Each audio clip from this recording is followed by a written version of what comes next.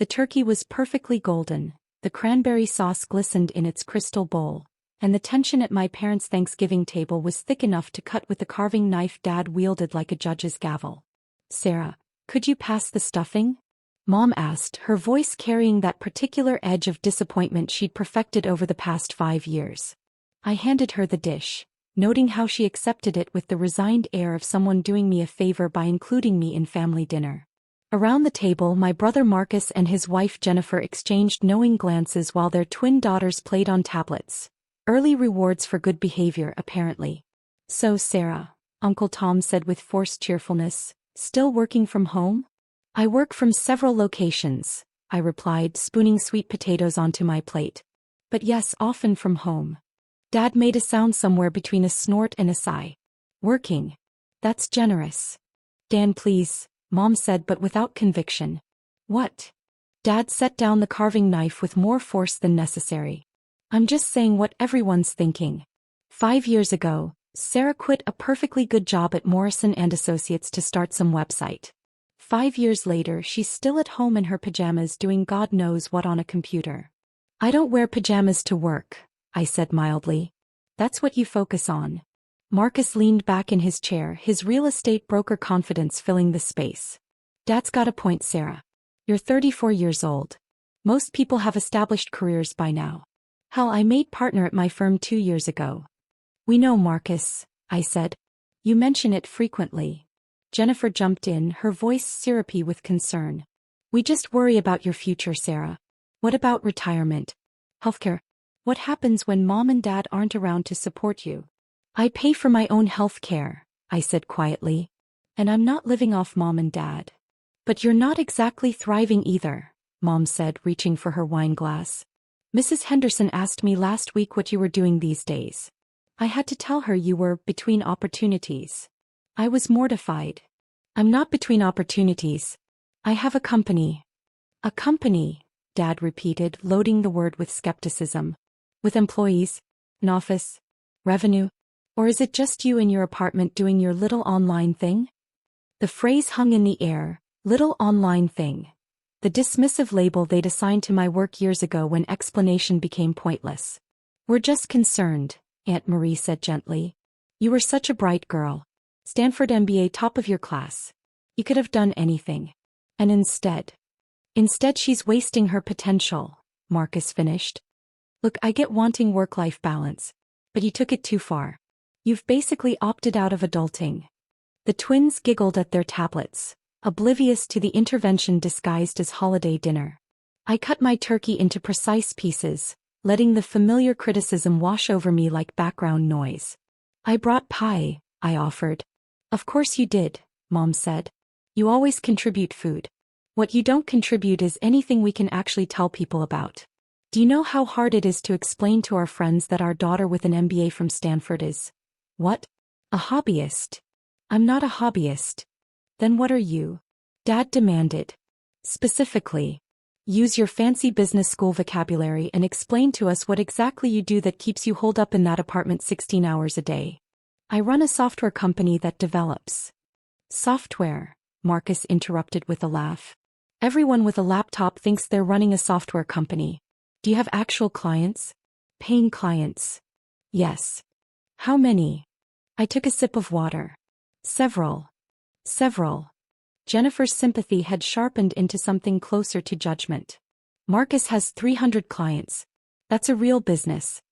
Several is a hobby." Uncle Tom tried to lighten the mood. "Maybe we should talk about something else. Sarah, did you catch the game last week?" "I don't follow football." "Of course you don't," Dad muttered. "Too busy with your computers." Cousin Jake wandered in from the living room where he'd been watching the game with the other younger cousins.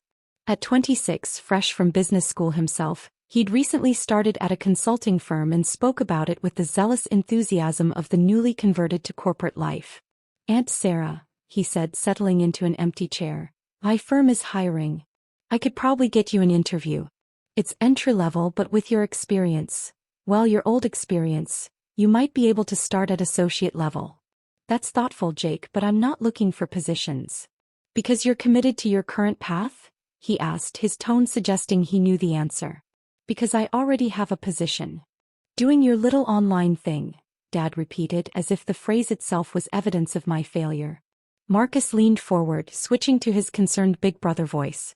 Sarah, I'm going to be real with you. You're not getting younger. The longer you stay out of the real job market, the harder it'll be to get back in.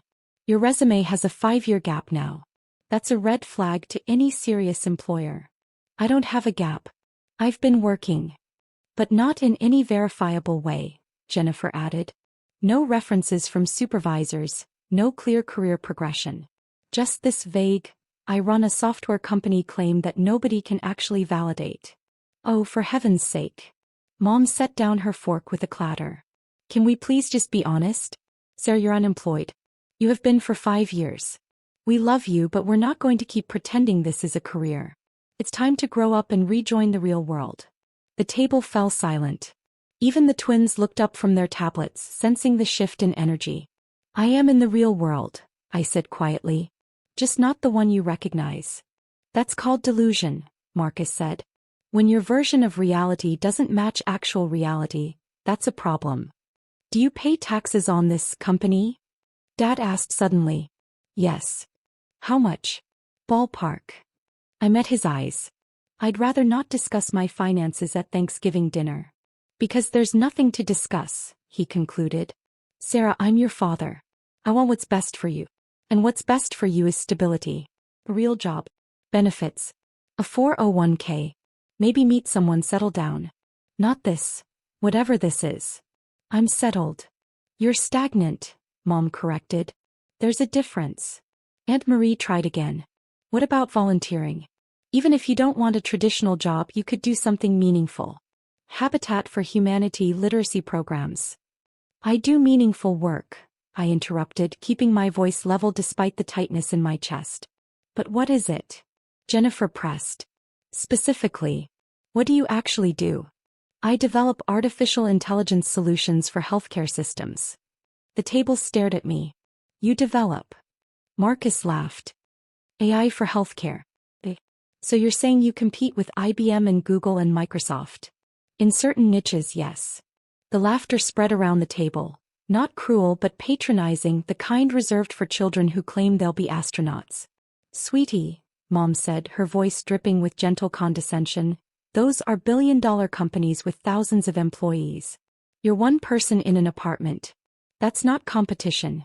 That's fantasy. Yeah, Aunt Sarah, Jake added, pulling out his phone. I took a class on AI in business school.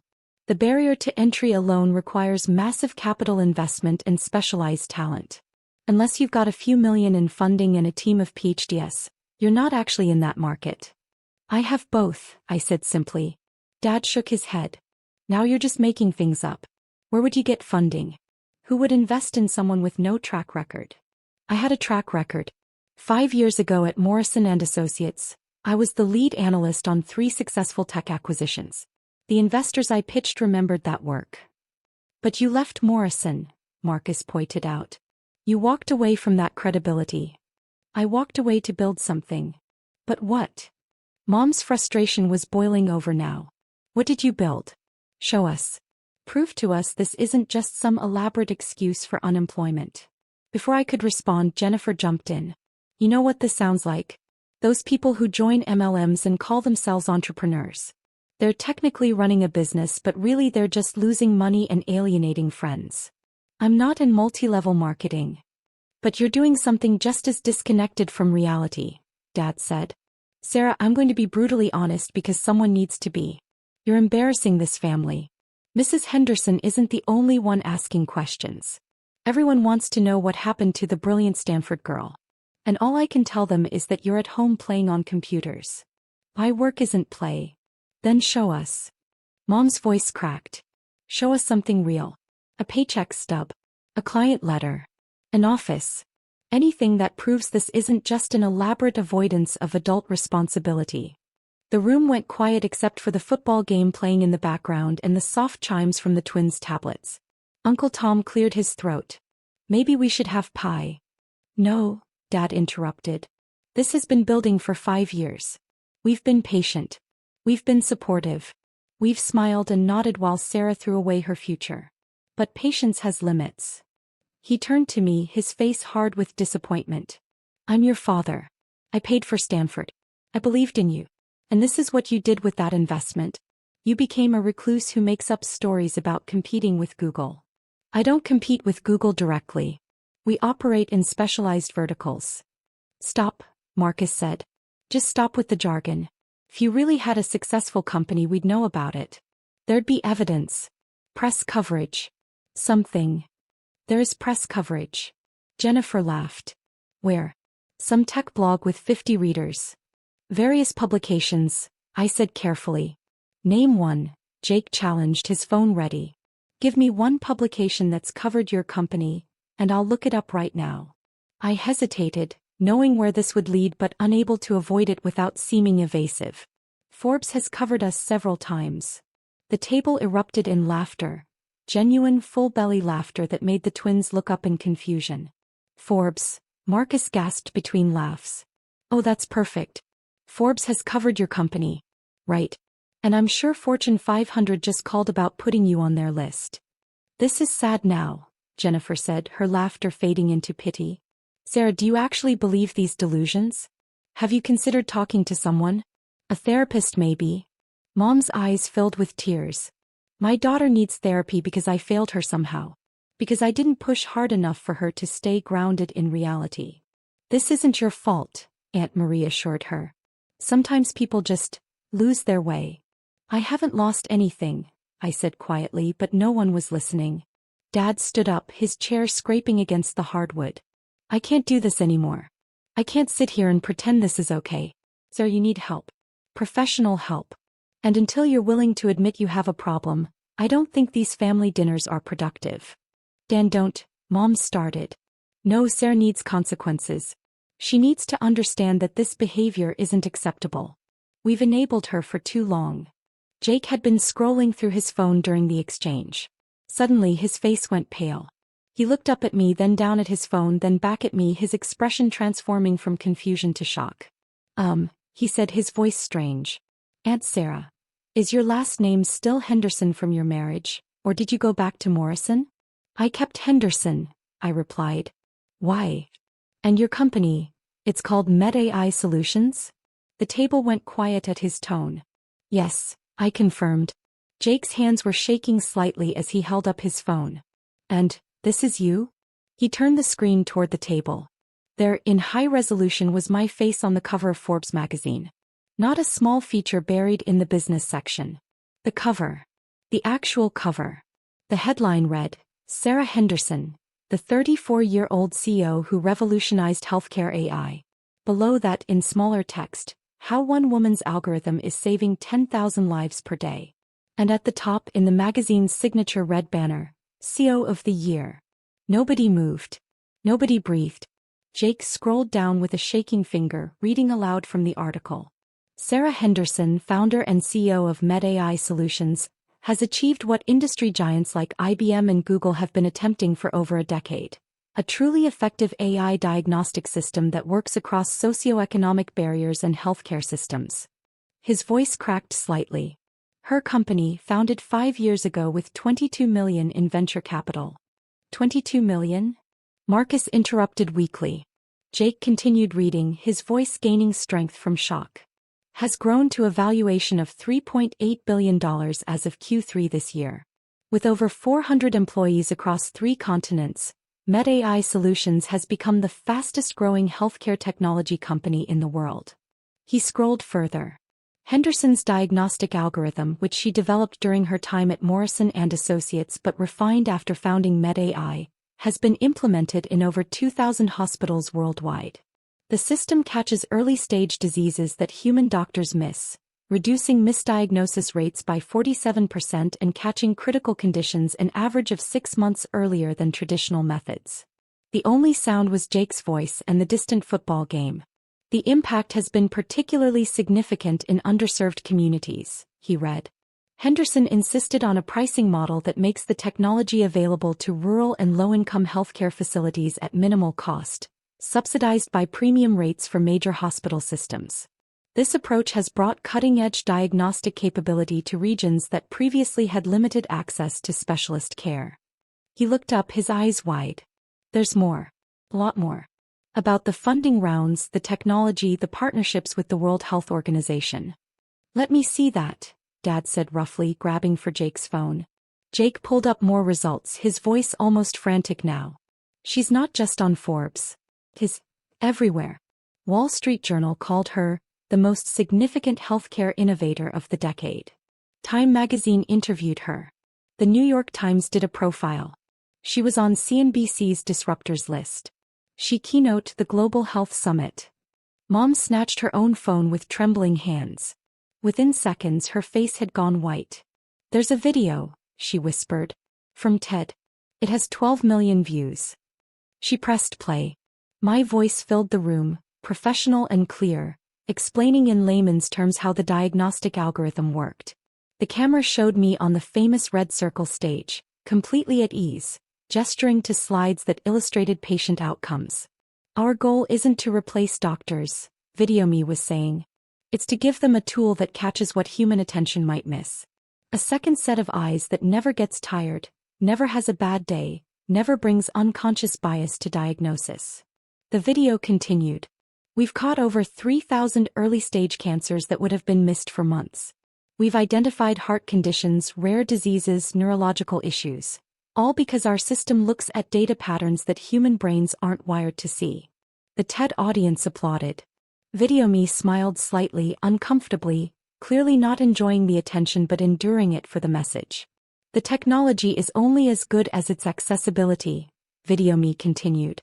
That's why 60% of our implementations are in areas that previously had limited diagnostic resources. Because the kid in rural Arkansas deserves the same chance to catch leukemia early as the executive in Manhattan. The applause grew thunderous. The video ended. The Thanksgiving table remained silent. Jennifer broke first, her voice barely audible. You've saved. The article says 10,000 lives per day? That's the estimated impact across all implementations, I said quietly. It's extrapolated from diagnosis data and outcome projections. The actual number is hard to verify precisely, but statistically. 10,000 lives, Mom interrupted, her phone still showing my TED Talk. Per day. Uncle Tom had found another article. Forbes estimates her personal net worth at $1.2 billion. Billion. With a B. She's on the Bloomberg Billionaires Index, Jake added, scrolling frantically. Number 847 worldwide. But the youngest self-made female billionaire in healthcare technology. Marcus looked like he'd been punched. The article says you turned down acquisition offers from Google and Microsoft that would have made you the largest tech exit of the decade. The offers would have changed our mission structure, I explained. The accessibility model only works if we maintain independence from shareholders who prioritize profit over reach. You turned down. Marcus couldn't finish the sentence. Dad was reading now, his face cycling through emotions too quickly to track. You have 400 employees. 417 as of last week, I corrected. We just opened the Singapore office. You have offices. Mom's voice was hollow. Multiple offices. On continents. 3 continents currently. We're considering South America next year if the regulatory frameworks align. Aunt Marie had been silent, but now she spoke, her voice shaking. Sarah, I told you to volunteer. I suggested Habitat for Humanity. I remember. You're saving 10,000 lives per day and I suggested you volunteer. To be fair, Habitat does important work. Stop, Jennifer interrupted. Just stop being gracious about this. We were horrible to you. You were operating on the information you had, I said simply. We didn't ask for information. Mom's tears were flowing freely now. You tried to tell us and we didn't listen. You said you ran a software company and we laughed. You said you worked in healthcare AI, Marcus added, his face ashen. I literally laughed at you. I said you were competing with Google. You are competing with Google, Jake said, his voice awed. And you're winning. Dad had put down his phone, his hands covering his face. When he spoke, his voice was muffled. I called it your little online thing. The phrase hung in the air, devastating in its new context. I said you were embarrassing the family, he continued, still not looking up. That you were throwing away your Stanford education. That you needed to grow up. You were concerned, I said gently. Parents worry. Concerned. He finally looked up, his eyes red. Sarah, I told you that patience has limits. I was going to ask you to stop coming to family dinners until you got your act together. The table absorbed this.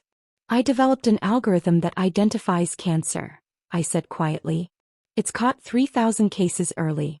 That's 3,000 people who are alive because of math I wrote. And you were going to disinvite me from Thanksgiving because you thought I was unemployed. Mom made a sound between a sob and a gasp. Jake was still scrolling as if he couldn't stop. The WHO partnership, you're providing your technology to developing nations for free?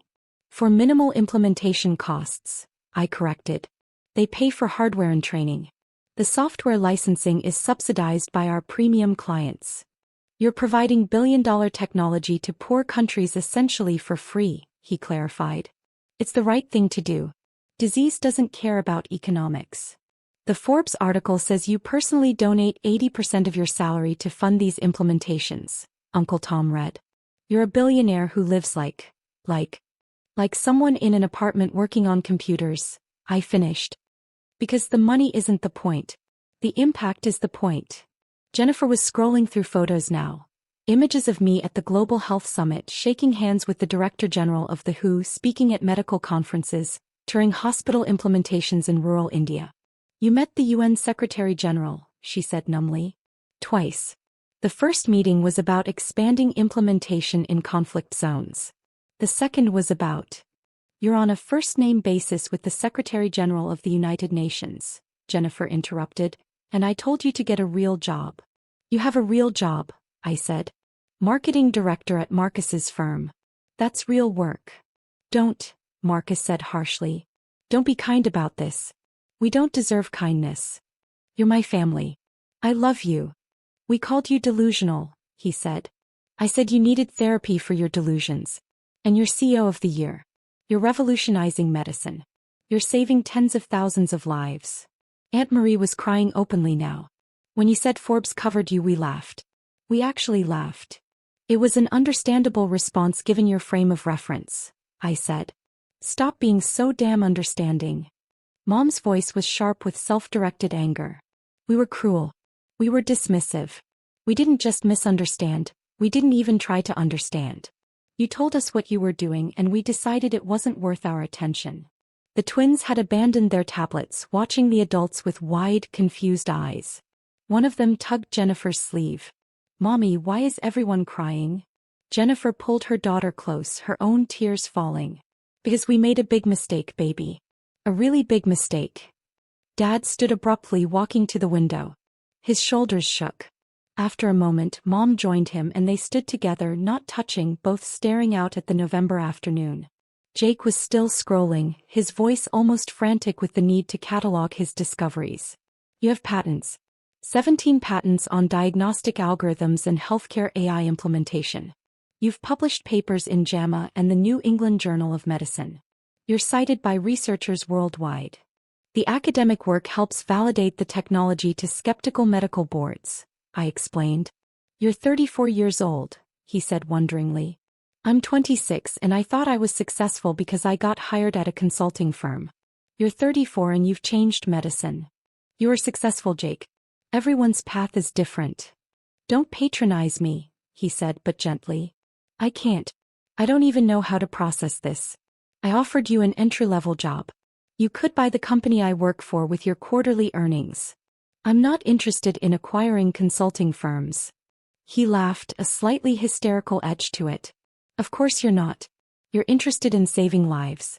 While I'm helping rich companies get richer, you're making sure kids in rural Arkansas can catch cancer early. Uncle Tom set down his phone carefully. Sarah, I need to apologize. Not just for tonight. For 5 years. Every family gathering, every time someone asked about you and I went along with the Sarah's still figuring things out narrative. I didn't defend you. I didn't ask questions. I just assumed the worst and moved on. You weren't wrong to rely on observable evidence, I said. You saw someone working from home with no obvious markers of success. Your conclusions were logical. But they were wrong, Aunt Marie said. Completely, devastatingly wrong. Marcus had his head in his hands. I told you that you were stagnant. that you'd opted out of adulting. And you were building a company that's valued at more than most Fortune 500 corporations. Valuation is speculative, I said, based on growth projections and market conditions. The actual value is in the implementations and outcomes. Stop doing that, Jennifer said. Stop deflecting your success. You're allowed to acknowledge what you've accomplished. I acknowledge the work, I replied. The recognition is secondary. Dad turned from the window, his face ravaged. Why didn't you correct us? All these years, all the dismissive comments, all the interventions disguised as holiday dinners. Why did you let us think you were failing? Because correcting you would have required explaining, and explaining would have required you to listen. You weren't listening. You'd already decided what my story was. You could have shown us, Mom protested. An article, an award, something. I tried, Mom. 3 years ago I mentioned the Series B funding round at Christmas dinner. You changed the subject to Marcus's new house. 2 years ago I brought up the Who partnership at Easter. Dad said it was nice I had hobbies. Last Thanksgiving I mentioned the CNBC interview. Jessica asked if I was at least making enough to pay rent.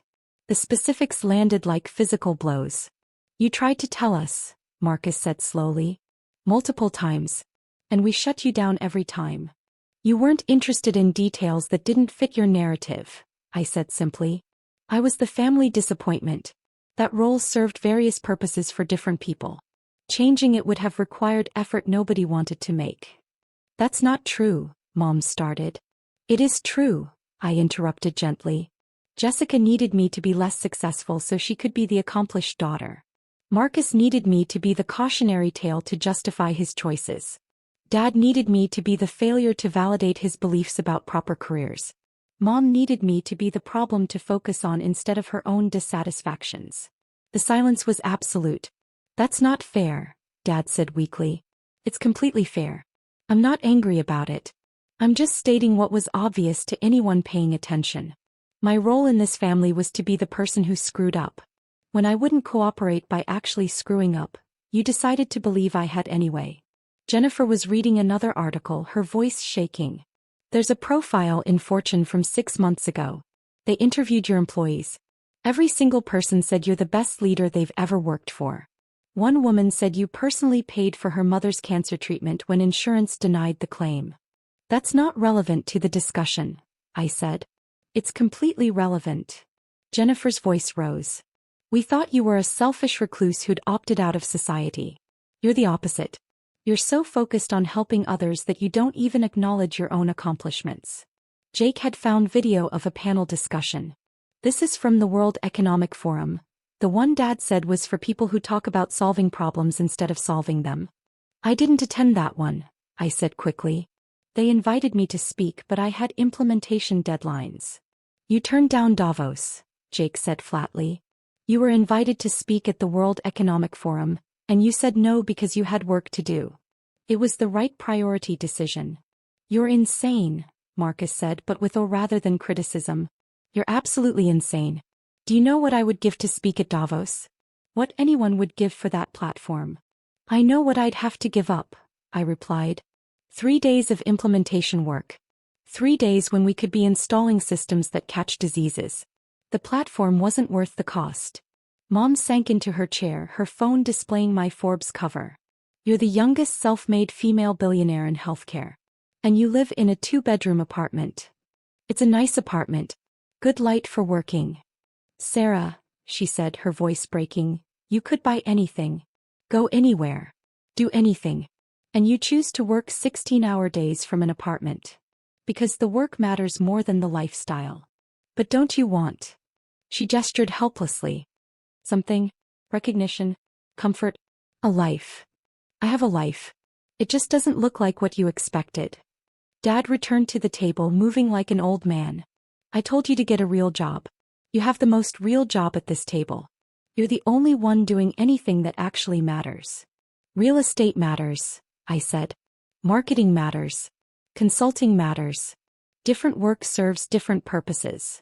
Stop being generous, Marcus said roughly. We don't deserve your generosity. We deserve your anger. Your contempt. Something. I'm not angry. I'm just tired of explaining myself to people who've already decided not to listen.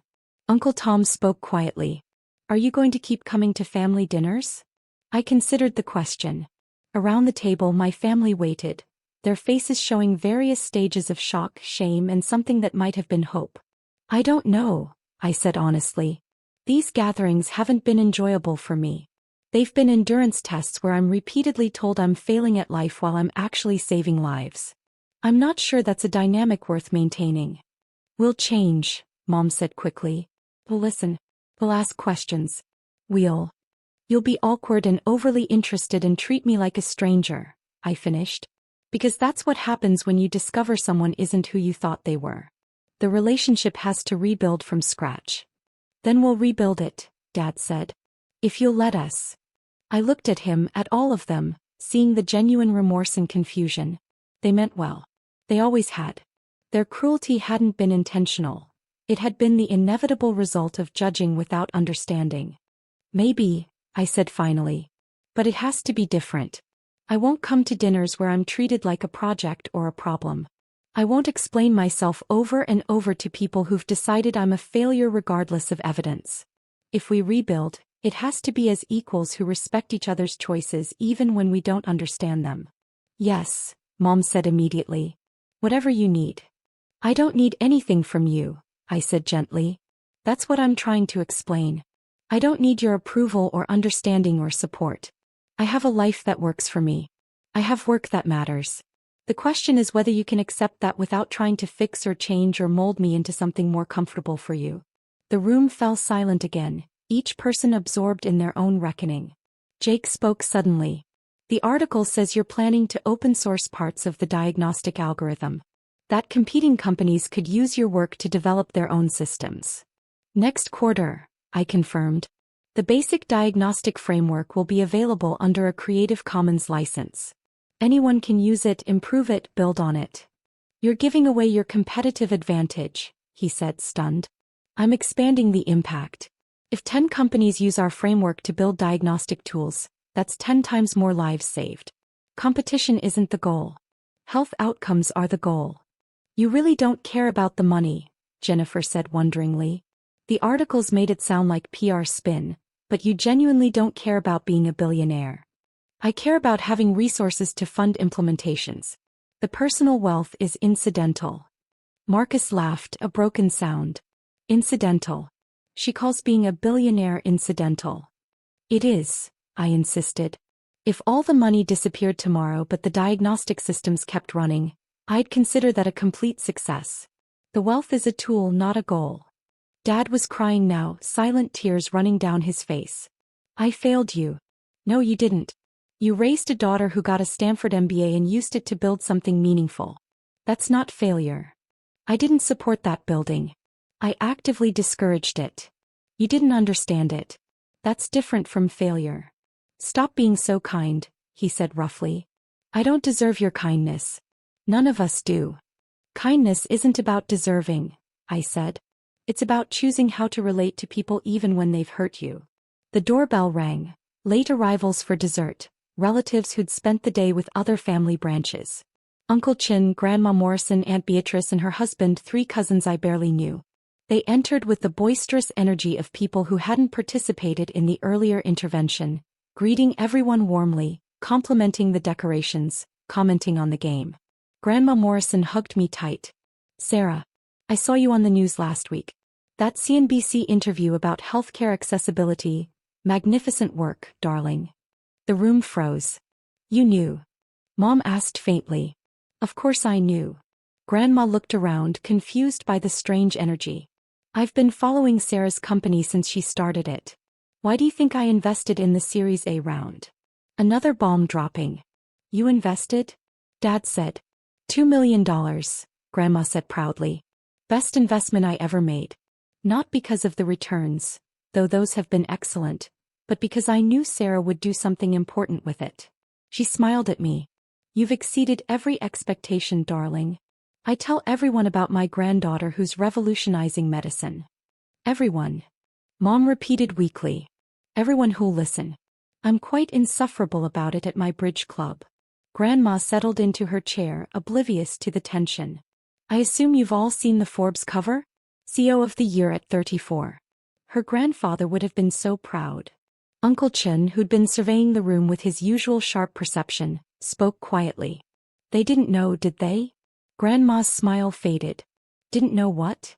About any of it. Sarah's company. Her work. The Forbes cover. He looked at my parents. You thought she was unemployed. It wasn't a question. Oh, Grandma said, the single syllable heavy with disappointment. Oh, you didn't. You couldn't have been that foolish. We were, Dad said simply. We were exactly that foolish. Grandma looked at me, her expression softening with understanding. And you let us remain ignorant. They weren't interested in details, I said. So you worked in silence. Saved thousands of lives in silence. Built a company worth billions in silence. She shook her head. You're more patient than I would have been. Or more realistic about what people are willing to hear, I replied. The late arrivals caught up quickly through a combination of shocked revelations and phone searches. Within 10 minutes, everyone in the house was staring at screens showing various articles, interviews, and profiles of work I'd been doing while they'd assumed I was unemployed. Aunt Beatrice approached me hesitantly. Sarah, I told people you were still finding yourself. I meant it sympathetically, but now? It's fine, I said. It's not fine. You were finding yourself. You found yourself saving 10,000 lives per day, and I reduced it to a platitude for failure. The afternoon dissolved into awkward revelations and apologies. Some genuine, some performative, all uncomfortable. My family, both those who'd been there for dinner and those who arrived later, grappled with the disconnect between their assumptions and reality. As the gathering wound down and people prepared to leave, Mom found me in the kitchen where I was wrapping up leftover pie. Will you come to Christmas? She asked quietly. I don't know. I have implementation deadlines in Kenya and Bangladesh. The timing might not work. Sarah, please. Her voice cracked. I know we don't deserve another chance, but I'm asking for one anyway. Let us try to know the real you. I looked at her. This woman who'd raised me, supported me through Stanford, and then couldn't understand when I chose a path she didn't recognize. The real me, I said slowly, has been here all along. I never hid. I just stopped explaining when explanation became exhausting. If you want to know me, you can read the articles, watch the interviews, look at the work. It's all public. It always has been. But I want to hear it from you. You had 5 years to ask. The truth of that statement settled between us, undeniable and heavy. I know, she whispered. I know we wasted 5 years. But please don't let our foolishness waste more time. I want to know my daughter. The real daughter, not the version I constructed because I couldn't handle complexity. I sealed the pie container, considering. Maybe, I said finally. But you need to understand that my work comes first. Boys. If there's a choice between Christmas dinner and installing a diagnostic system that might catch a child's cancer 3 months earlier, I'm choosing the installation. I understand. Do you? I met her eyes. Because understanding that means accepting that I might miss holidays, birthdays, family events. It means accepting that I'm not going to prioritize family dinners over work that saves lives. Most people say they understand that, but they don't. They still expect me to choose them when it matters. Mom was quiet for a long moment. I want to say I understand. But honestly, I don't know if I do. I don't know if I can really grasp what you've built and what it requires. But I want to try. I want to learn. Even if I keep getting it wrong. That's more honest than most people manage, I acknowledged. She helped me load containers into my bag and we worked in silence for a few minutes before she spoke again. For what it's worth, I'm proud of you. I should have been saying that for 5 years. But I was too busy being confused and disappointed by things that didn't matter. So I'm saying it now. I'm proud of you, Sarah. You're doing something extraordinary. Thank you, I said simply. As I left, saying abbreviated goodbyes to relatives who now looked at me like I was a stranger, I felt oddly lighter. The secret was out, not because I'd revealed it, but because circumstances had forced revelation. They knew now. They couldn't unknow it. Whether that knowledge would improve our relationship or make it more complicated remained to be seen. But at least I wouldn't have to sit through another dinner listening to career advice from people who thought I was unemployed. That, at least, was something. I drove home through quiet streets, my phone buzzing with messages from relatives. Some apologetic, some congratulatory, some still processing.